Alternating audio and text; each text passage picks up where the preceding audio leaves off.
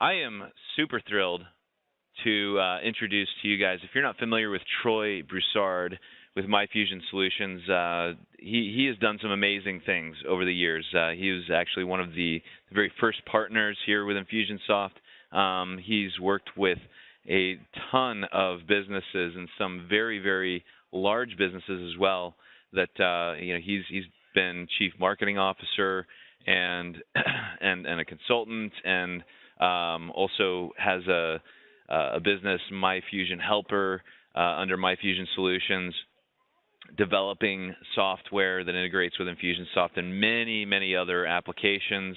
If you're not familiar with any of those things and Troy, then definitely encourage you to connect with Troy and learn more about that. But Troy has also been very successful, and his clients have been very successful in the world of webinars. And so I'm very excited about this because every partner should be well versed in how to leverage webinars both for yourself and for your clients in getting leads and converting clients and really providing value, positioning yourself as an expert, and building trust and relationships with your audience. So this is going to be really cool because Troy knows how to do this stuff. And Troy, thank you so much for joining us here today.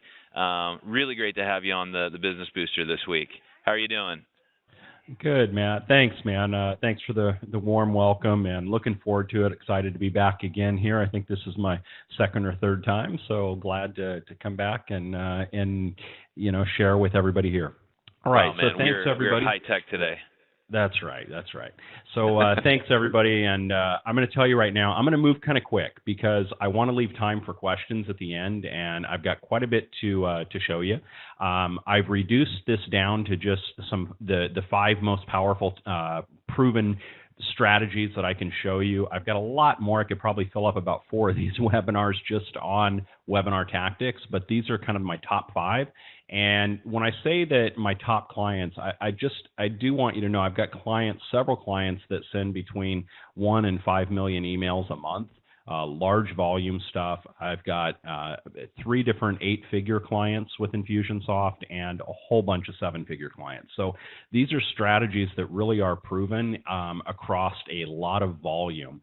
So this isn't theory. This is stuff that I know works and that we've seen with a lot of our clients. So one quick slide. I'm just going to breeze through this. If you don't know about me, I'm really more of a businessman than a marketer. I've created 17 companies since 2001 myself. I currently run 3 different companies, all on Infusionsoft, so I practice what I preach. And I'm also a CTO for 2 other companies as well, both 8-figure companies. I've been using Infusionsoft since 2009, and I'm really a programmer by trade. That's really my background. So I like to call myself a recovering programmer because you kind of never get over it. But anyway, that's a little bit about me. I really am a lifestyle entrepreneur, as Matt and the team know. I've got homes on the East and West Coast both, and in Brazil as well. My wife and family are Brazilian. And I spent the last 6 months until just recently living on the road full time. In fact, even toured through and came by and said hello to Matt and the crew and worked out of Infusionsoft offices for a little while. So I really enjoy freedom most, and that's what I love about webinars is the lead generation and the sales that they provide for you and your clients and provide that freedom in your business. One quick disclaimer, and that is this whole presentation today, the advice I'm going to be giving out and the tips, they're really geared towards live webinars. And I know a lot of people use evergreen webinars and auto webinars and that type of stuff.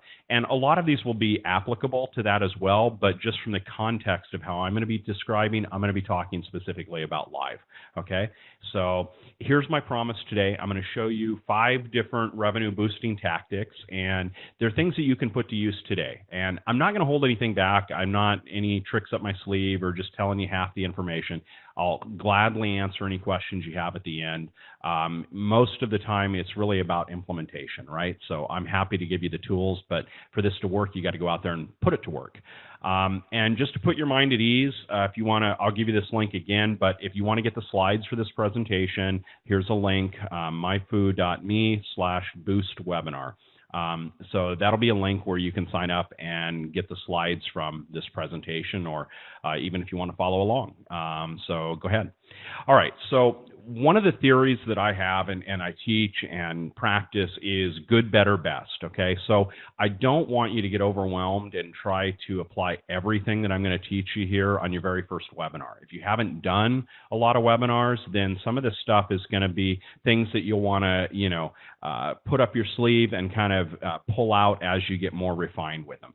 And when I say good, better, best, what I mean is, I've seen so many clients strive to make the perfect campaign, the perfect webinar, and they spend 3 months doing it. They roll it out, and it really doesn't resonate or connect. They get no sales, and they wasted 3 months building it, right?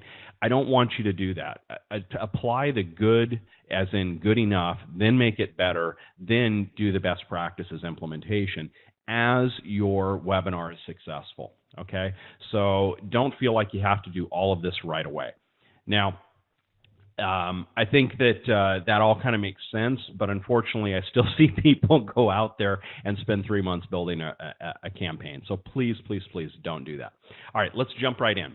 So the first thing that I want to talk to you about is the pre-webinar engagement.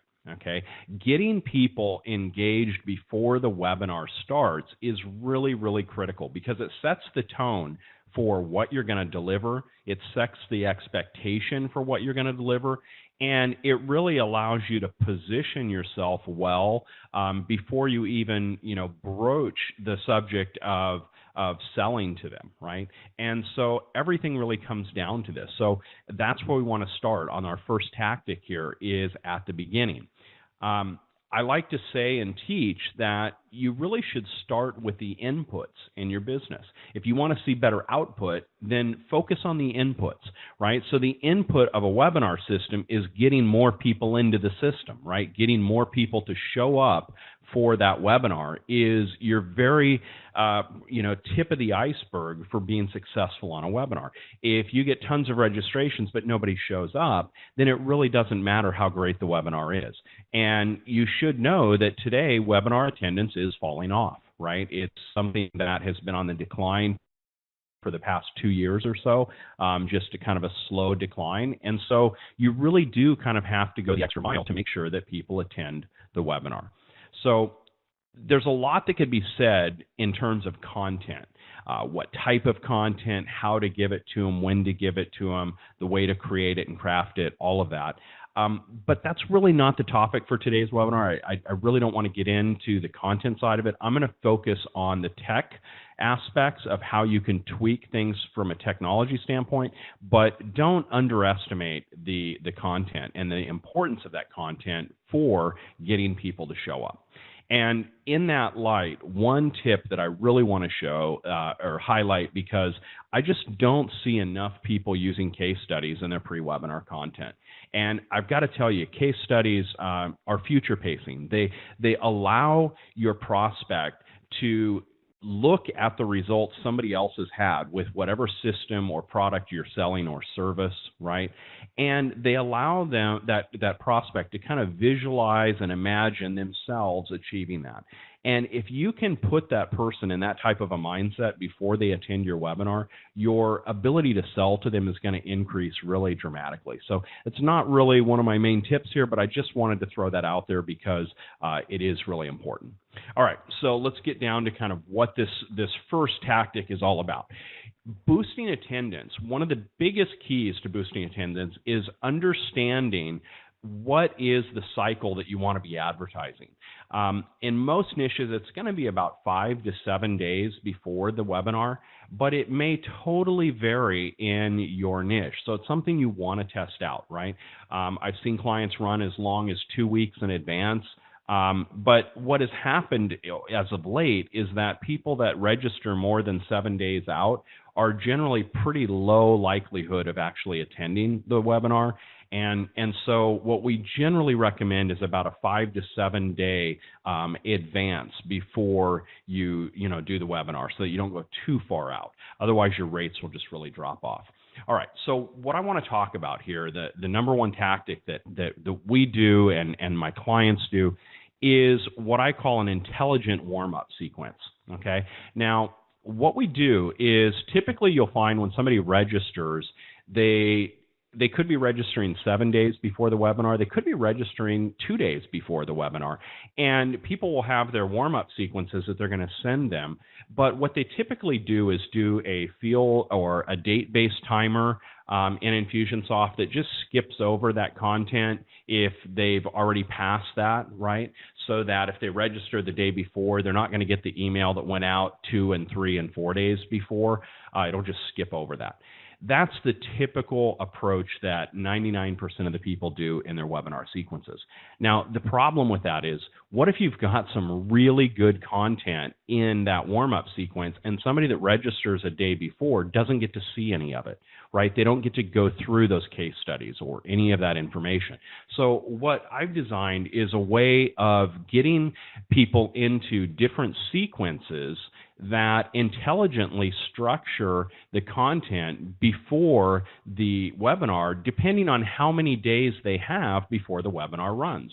So somebody that registers, say, 4 or 5 days out is going to go into one sequence that'll have more emails and more content. Somebody that registers 2 or 3 days out will go into a different sequence, and so on and so forth, down to 1 day and the day of. What this allows you to really do is still deliver your best content and structure the delivery of that content and those warm-up sequences depending on the specifics of when somebody arrived into the sequence. And it seems pretty trivial, but I got to tell you, like 99% of the people don't do this, and it is something that can really change your show-up rate for your webinar. If you've got people that are registering a day out or 2 days out and they're not even getting some of your great content, that's going to affect whether they show up and attend the webinar. Now, Matt, I just want to say, please interrupt me with any questions that come in. Because of the way I'm working here, I'm on a single monitor, so I'm not seeing any questions or comments. So, feel free to chime in and interrupt me, man, anytime if somebody's got anything, okay? Will do. All right, definitely. Cool. So one of the big the complaints that I get or pushbacks or objections is they say, Troy, that's great, but this is a lot of work. I'm going to have to go back and write emails for each one of these 4 sequences and, et cetera, et cetera. It really isn't a lot of work if you follow this system, okay? What you want to do is you want to start with the longest warm-up sequence first, your complete full warm-up sequence, where maybe you have 7 days out of notice and you've got all your emails and everything written for that. That's what you would normally do anyway, so just do that. Okay, then you're going to copy it down to the other sequences. So you're basically going to duplicate it down to these other sequences here below. All right, and then just go back and edit it. You may want to delete some of the emails. You may want to copy and paste some of the content to combine emails and combine the value that you give there. But it really doesn't take but about an extra hour when you're setting this all up to do it the right way. Okay, and this is something that, like I said, gives you much more specific messaging and delivery of your content and engagement on that before the webinar even occurs. Now, one kind of pro tip here, it should be kind of understood, but tag everything, okay? You want to tag people based upon the date when they register, so that over time you start to build up some robust metrics on what works with your audience and really discover how to optimize your future advertising.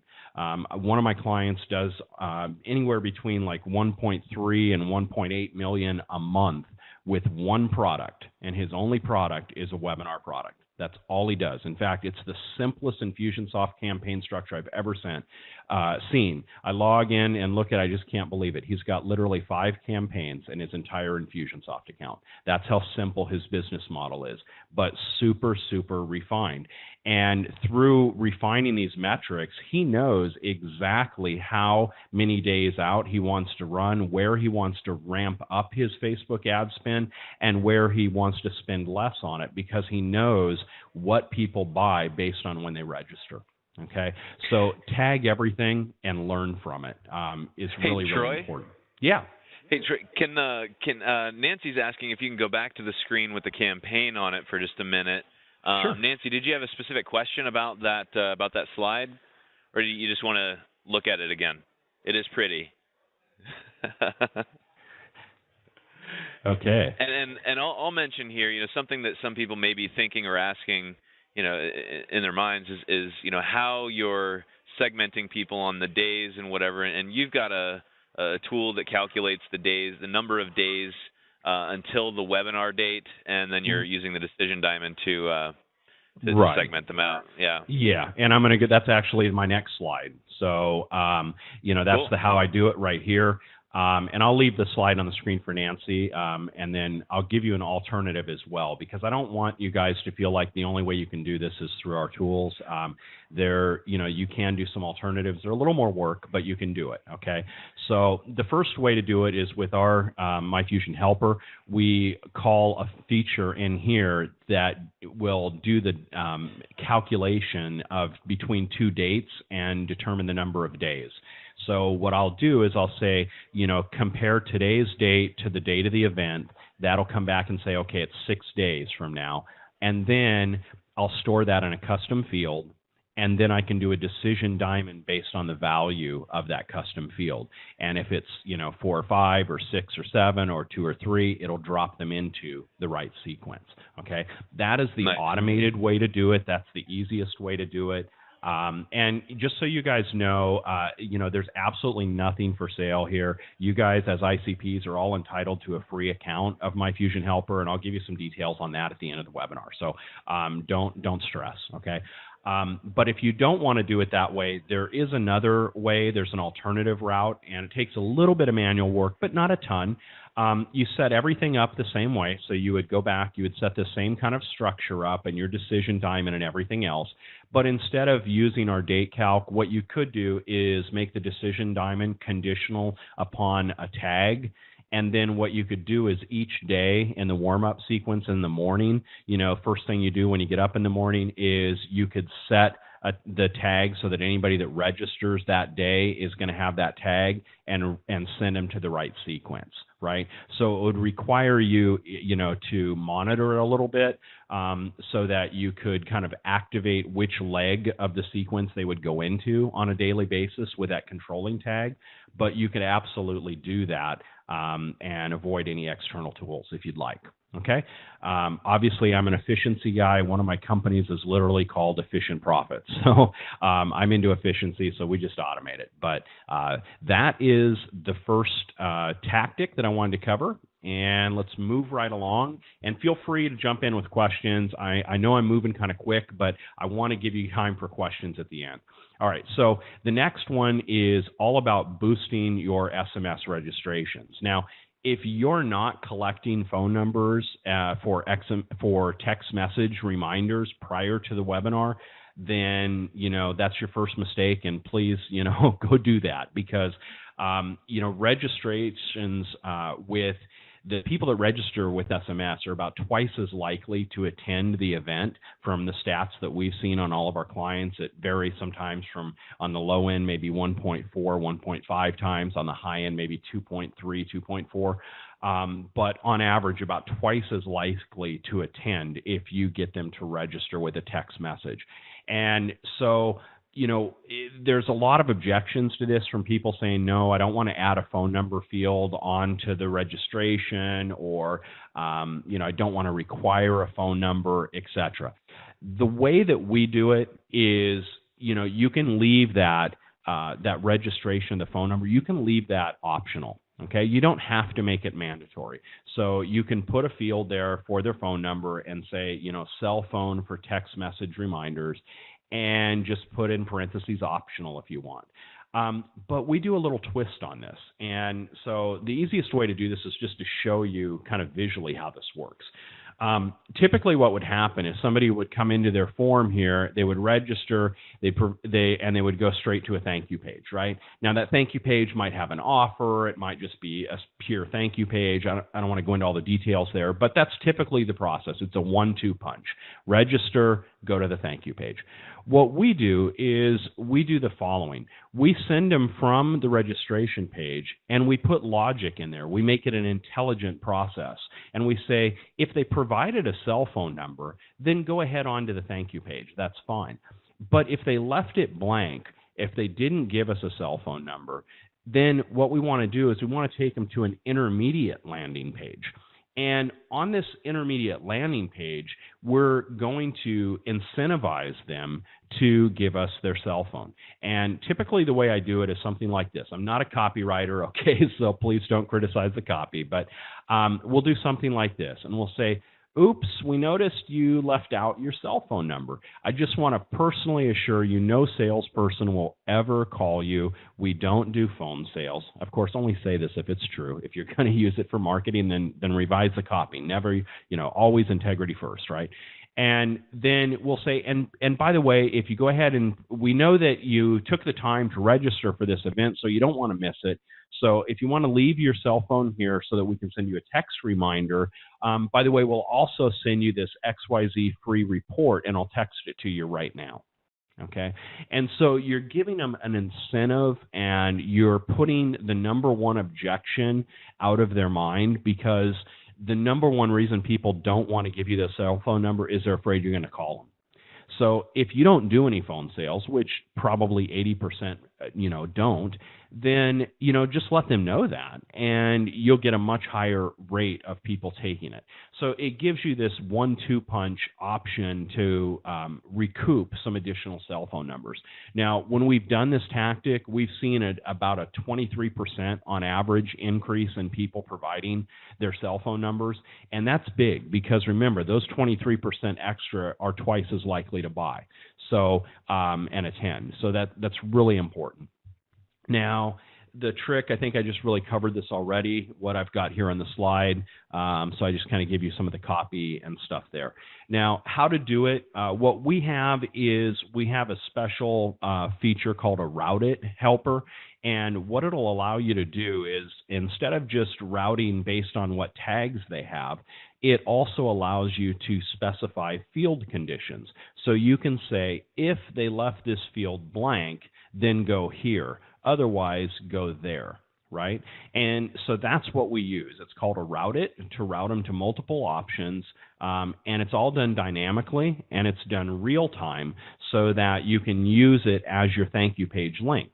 So now, when you go back here at the opt-in form, instead of putting the link to the thank you page, you put the link to our Route It helper, and it checks and sends them either here or over here to the intermediate page.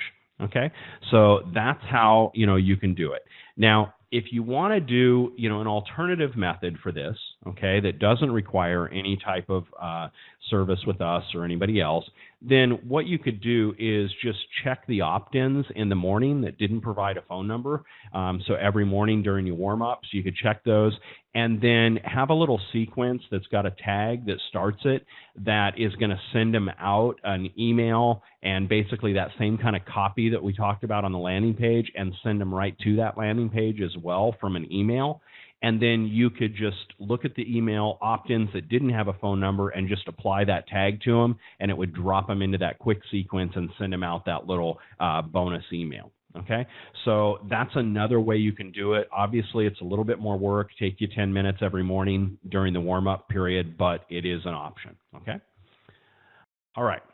So let's go to number 3. You guys enjoying this? I'm moving pretty quick, but you getting some good stuff and having some good time here. Any comments or feedback you got there, Matt, that we need to stop and address real quick? I think everybody's quite enamored.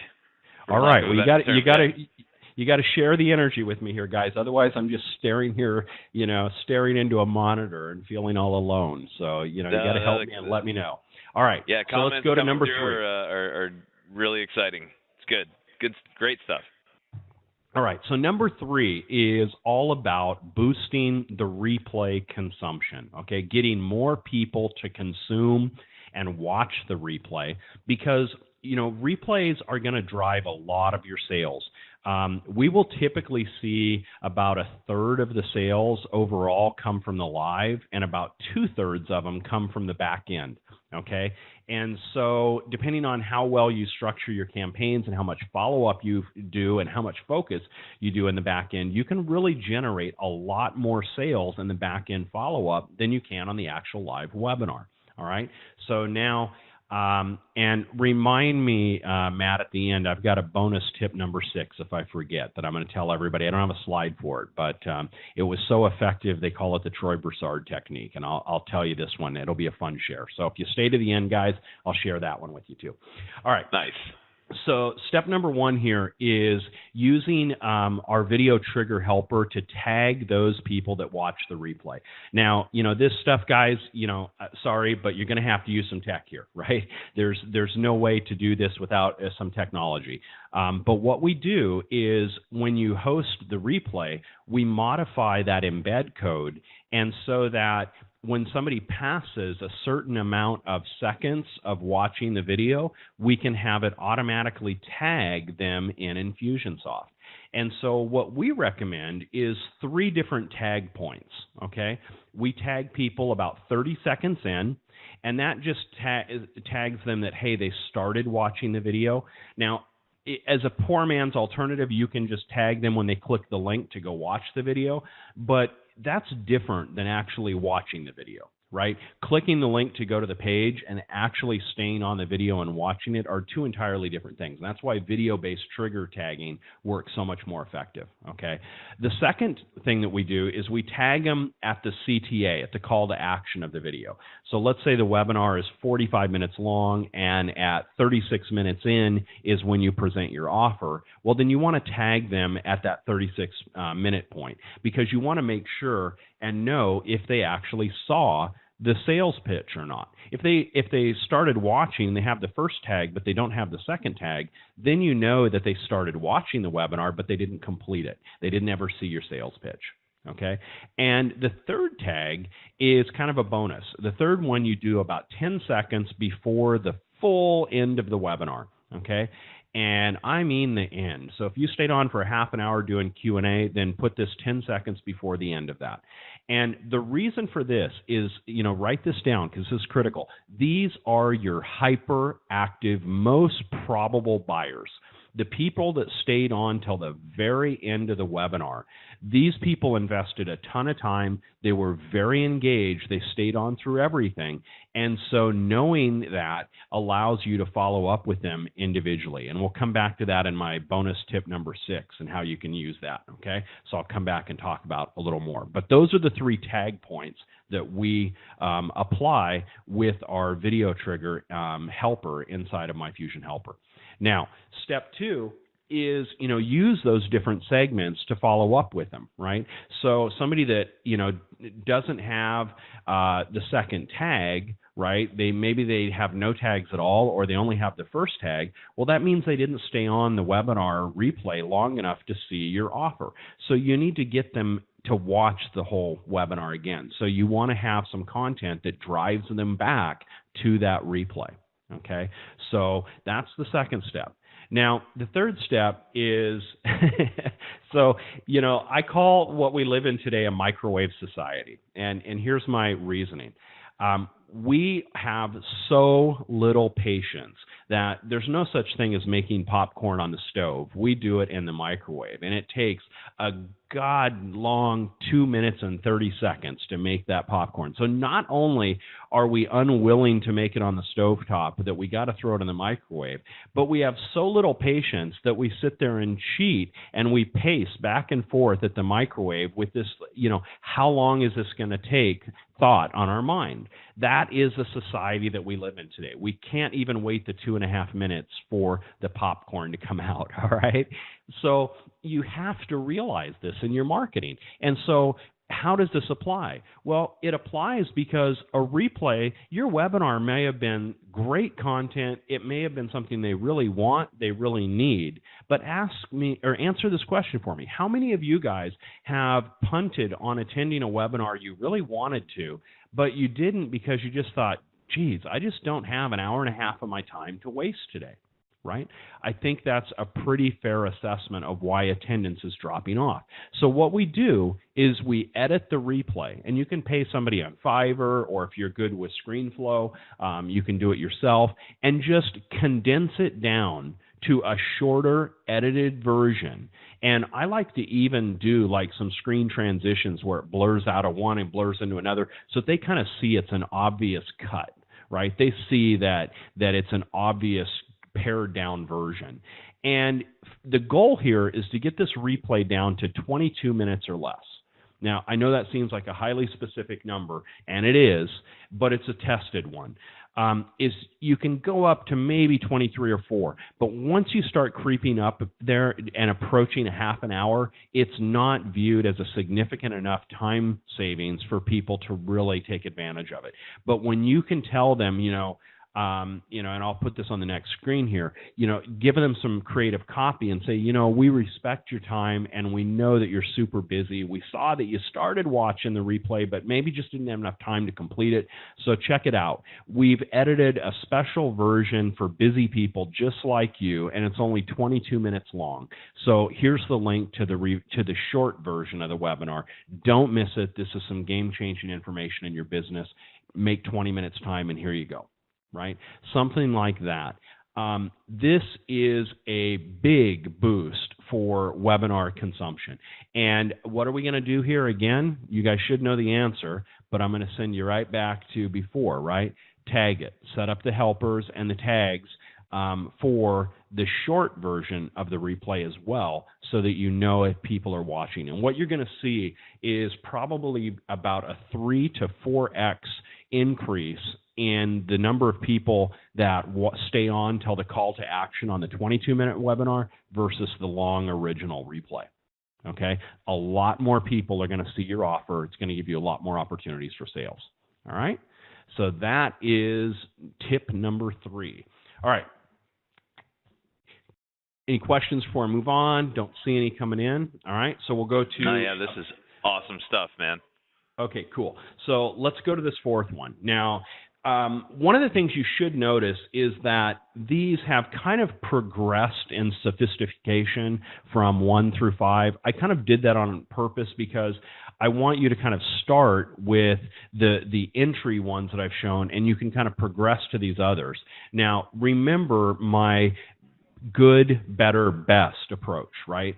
So until you've got a webinar that's converting and know that it's making sales, you may not want to go to doing this tip number 4 because this will take a little bit of time. However, I can tell you statistically it'll boost your sales by another 15%, 18%, sometimes as high as 20%.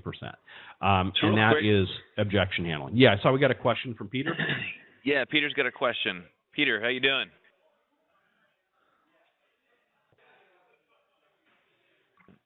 Maybe lay it on us, unmute Peter. You so I don't have to. There we go. Hey, Peter, you should be unmuted. How you doing? Hey, yeah, good, thanks, Matt. Hey, Troy. Hey, Peter, good to meet you, bud. What can I help you out with? Yeah, just really quickly, while we're on that previous slide, you mentioned right at the very beginning that the tactics that you're talking about are to do with live webinars. I totally get that, but when you're talking about the video replay and then the shorter video replay, are those ones that you think need to be done every time after a live one, or can you use previously recorded ones and edited down ones for that? Yeah, if you're doing like maybe 4 different live webinars, and then you're probably not creating the replays for each one of those, right? You're using like one stock replay. Yeah, cool. You can do that. You can do that for sure. Great, thanks. Yeah, you bet. All right, cool. All right, so let's jump into objection handling. And this is something that, I give full credit where credit is due. So this is something that if you've ever gone through some of Frank Kern's webinars and his approach, he does this, right? And so, learn from the best. I've worked with Frank, and I can tell you this stuff just absolutely works. So I really recommend these objection handling sequences. What you want to do is, after the whole process, after you've already sent them through all of your, watch the replay sequences and all of that, and everything's done, and where the point where most people would just say, the webinar's over, the process is over, I haven't got any more sales coming, right? At that point, we want to create a 3 or 4-part video drip sequence that's going to give them 3 or 4 videos. Okay. Now these videos are going to be specifically chosen, and they're really going to build some goodwill and give some value. That's the first two things you have to focus on, okay? Because think about it. You just put this contact through a pretty aggressive sales funnel, and so now it's time to give back. So you want to give them some goodwill, give them some value and education. But yeah, we're going to find some ways to make some sales out of it too. And so here's how you do it. You start out by finding and listing your objections. Now, if you have been doing this for a while, if you know your niche, if you know the webinar or the product you're selling, you probably know what the top 3 or 4 objections why people don't buy off of the top of your head, right? It's too hard. I need this other tool to do it, blah, blah, blah, right? So you can go through and list those objections out. Then what you want to do is for each one of those objections, you want to turn that into a teaching video. And again, we want to keep these videos short in the 15 to 22 minutes kind of time frame, okay?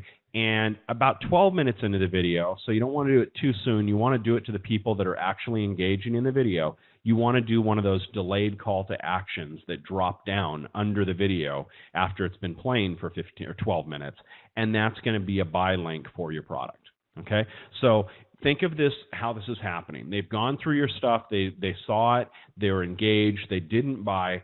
This is going to address one of the specific reasons. So, for example, if one of the main objections is that, the software is complicated and, that's why people don't buy, then you could do a whole, video showing them how easy it is to use, but not in a selling manner. What you would instead want to do is find something to teach them and then inject your software and show them how easy it is. Don't tell them, show them. Okay, it's like it's really, sales is like going back to kindergarten. Show, don't tell, right?